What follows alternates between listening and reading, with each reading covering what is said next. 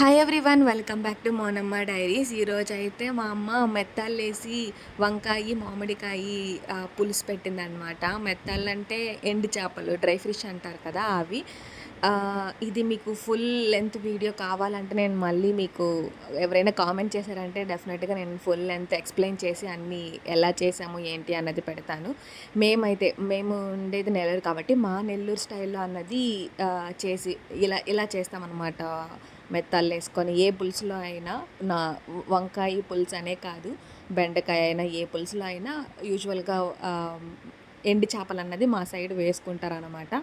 ఈ full process మేము ఎలా చేసాము అన్నది కావాలంటే నేను లాంగ్ వీడియో కూడా పోస్ట్ చేస్తాను. దీంట్లో షార్ట్ వీడియోలో ఎంతైతే అవుతుందో అంత మాత్రమే చేసి పెడుతున్నాను. మీకు కావాలంటే కమెంట్ చేయండి, డెఫినెట్గా నేను లాంగ్ వీడియో కూడా చేస్తాను.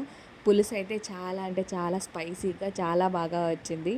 ఎవరైనా ట్రై చేయండి, ట్రై చేసి కామెంట్ చేయండి.